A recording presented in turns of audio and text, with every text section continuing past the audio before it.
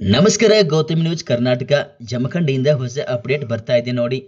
ಜಮಖಂಡಿ ನಗರಸಭೆ 4ನೇ ನೂತನ ಅಧ್ಯಕ್ಷರ ಗಾದಿಯನ್ನು ಅಲಂಕರಿಸಿದ ಈಶ್ವರ್ ವಾಳೇನವರ್ ಕಳೆದ ನಗರಸಭೆ ಚುನಾವಣೆಯಲ್ಲಿ ಆಯ್ಕೆಯಾದ ಸದಸ್ಯರಲ್ಲಿ ಮೊದಲನೆಯ ಸ್ಥಾನದಲ್ಲಿ ನಗರಸಭೆಗೆ ನೂತನವಾಗಿ ಕಾಂಗ್ರೆಸ್ ಪಕ್ಷದಿಂದ ಅಧ್ಯಕ್ಷರಾಗಿ ದಿವಂಗತ ಸಿದ್ದು ಮೀಶಿ ಅವರು, ನಂತರದಲ್ಲಿ ದಾನೇಶ್ ಘಾಟಿಗೆ ಅವರು, ಇವರ ಬಳಿಕ ಪರಮಾನಂದ ಗೌರೂಜಿ ಅವರು ಅಧ್ಯಕ್ಷರಾಗಿದ್ದರು.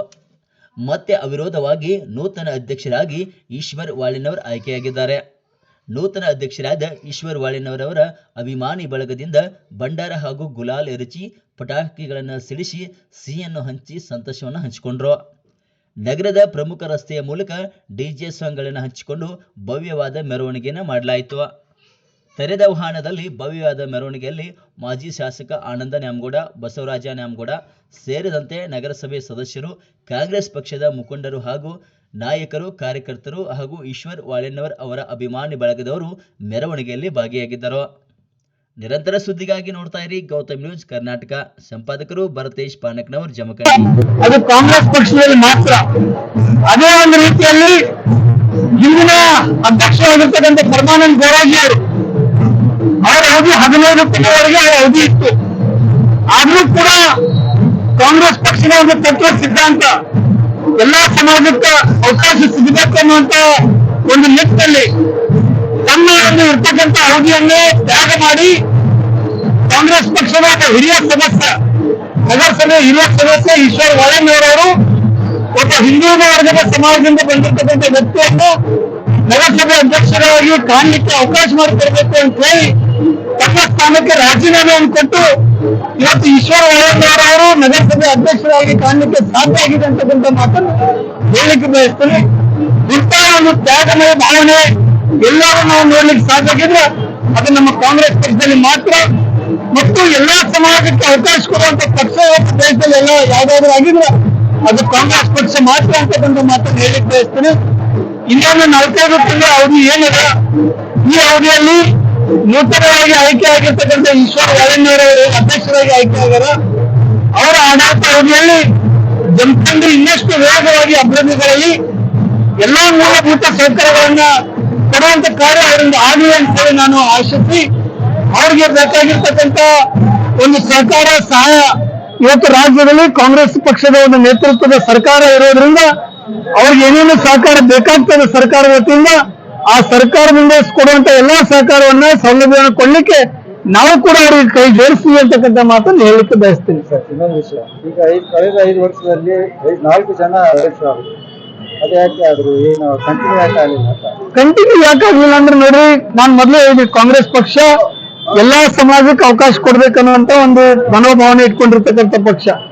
ಮೊದಲು 2.5 ವರ್ಷ ಅವಧಿ ಏನಿತ್ತು, ರಿಸರ್ವ್ ಕ್ಯಾಟಗರಿ ಇತ್ತು, ಪರಿಶಿಷ್ಟ ಜಾತಿ ಮತ್ತು ಪರಿಶಿಷ್ಟ ಪಂಗಡ ಜನಾಂಗದವರು ಕೊಡ್ಬೇಕನ್ನುವಂತ ಇತ್ತು. ಹೀಗಾಗಿ ಆ 2.5 ವರ್ಷದ ಅವಧಿಯೊಳಗ ನಾವು ಒಬ್ಬ ಹಿರಿಯ ಸದಸ್ಯರಾದಂತ ಸಿದ್ದು ಮೀಶಿ ಅವರಿಗೆ ಮೊದಲನೇ ಅವಧಿ ಅವಕಾಶ ಮಾಡಿಕೊಟ್ಟಿದ್ವಿ, ಅವ್ರಿಗೆ ಅಧ್ಯಕ್ಷರಾಗಿ ಸೇವೆಯನ್ನು ಸಲ್ಲಿಸಬೇಕಂತ ಹೇಳಿ. ಇನ್ನೊಬ್ರು ಫಸ್ಟ್ ಟೈಮ್ ಆಯ್ಕೆ ಆಗಿರ್ತಕ್ಕಂಥ ಒಬ್ಬ ಯುವಕ, ಅವನಿಗೂ ಕೂಡ ಅವಕಾಶ ಸಿಗಬೇಕು ಅಂತ ಹೇಳಿ ದಾನೇಶ್ ಘಾಟ್ಗೆ ಅವರಿಗೆ ನಾವು ಅವಕಾಶ ಮಾಡಿಕೊಟ್ಟಿದ್ವಿ. 2ನೇ ಅವಧಿ ಹೆಚ್ಚು ಕಡಿಮೆ ಅದು ಕೂಡ ಒಂದು 15 ತಿಂಗಳ ಅವಕಾಶ ಮಾತ್ರ ಇತ್ತು, ಯಾಕಂತ ನಡು ಕೆಟಗರಿ ಸಲುವಾಗಿ ಟೈಮ್ ಬರ್ತಾ ಇತ್ತು. ಈ ಅವಧಿ 2A ಕೆಟಗರಿ ಬಂದಿದ್ದರಿಂದ ಮೊದಲನೇ ಅವಧಿಗೆ ಹೊಸದಾಗಿ ಆಯ್ಕೆ ಆಗಿರ್ತಕ್ಕಂಥ ಒಬ್ಬ ಯುವಕ ಆಗಿರ್ತಕ್ಕಂಥವ್ರು ಪರಮಾನಂದ ಗೌರೂಜಿ ಅವ್ರಿಗೆ ನಾವು ಅವಕಾಶ ಮಾಡಿಕೊಡ್ಬೇಕು ಅಂತ ಪಕ್ಷ ತೀರ್ಮಾನ ತಗೊಂಡು ಅವ್ರಿಗೆ ಅವಕಾಶ ಮಾಡಿಕೊಟ್ಟಿದ್ವಿ.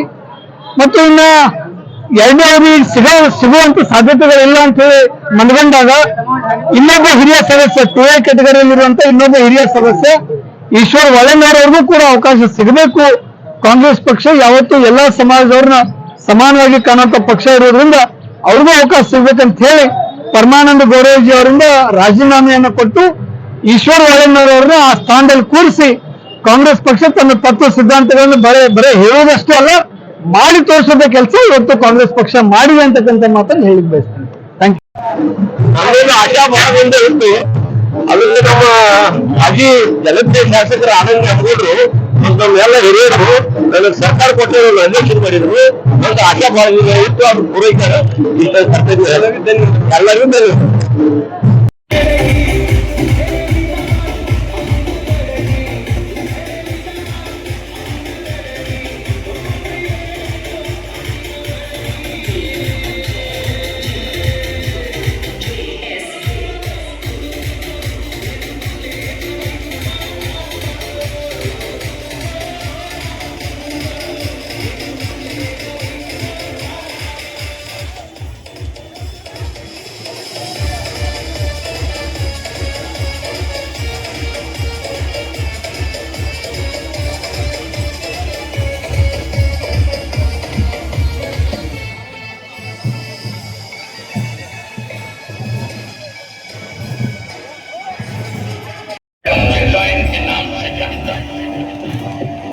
और इस शहर में मेरी हैसियत वही है जो जंगल में शेर की।